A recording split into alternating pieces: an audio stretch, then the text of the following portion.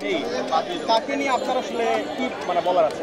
আমি মনে করি এটা সবচেয়ে ভালো হয়েছে, কারণ সে ফর্মে নেই অনেকদিন যাবত, তো আজকে থেকে নেওয়া হয় নাই, এটা অনেক ভালো হয়েছে।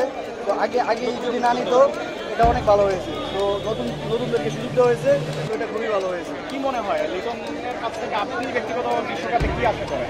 আমি তো লিটনকে বিশ্বকাপে চাই না, আশা তো পরের কথা, কারণ ওর পারফরমেন্স খুবই ভালো না, পাশাপাশি ওর অ্যাটিটিউডগুলো পছন্দ না আমাদের, তো দ্যাটস ওয়াই আমরা ওকে চাই না। সৌম্য সরকার আপনার দলে আছে, কি মনে হয়?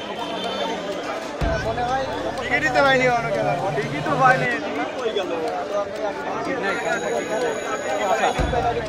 ভিতরে কষ্ট নাই, ভালো খেলে টিকিট ব্যাপারে কিছু বলা দরকার। বেলাকে পাওয়া যায় করে কালোবাজারি ভাই ভাই কালোবাজার বাংলাদেশের টিকিটের বিষয়ে জানতে চাই যে সাকিব আল হাসান তো যেহেতু ছিলেন না কয়েকটা ম্যাচে, তো তার কাছে আপনাদের কাছে আপনাদের প্রত্যাশা আসলে কি, যেহেতু সামনে বিশ্বকাপ এবং সম্ভাব্য টি-20 বিশ্বকাপ সাকিবের, তার কাছে আপনাদের প্রত্যাশা কি?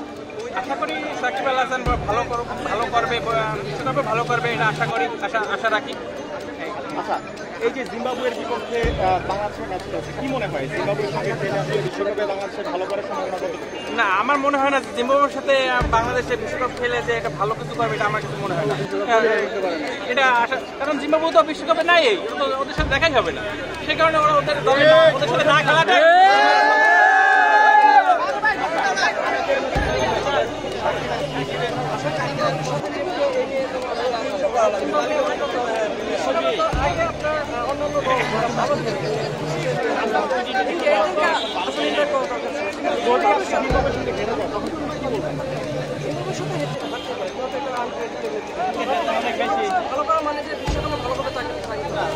ইতিমধ্যে তারা আসলে কোয়ালিফাই করেনি বিশ্বকাপে, তাদের সাথে খেলার জন্য না খেলার একটা বড় মোস্তাফিজ এটা আমার কাছে খুবই একটা লজ্জাজনক।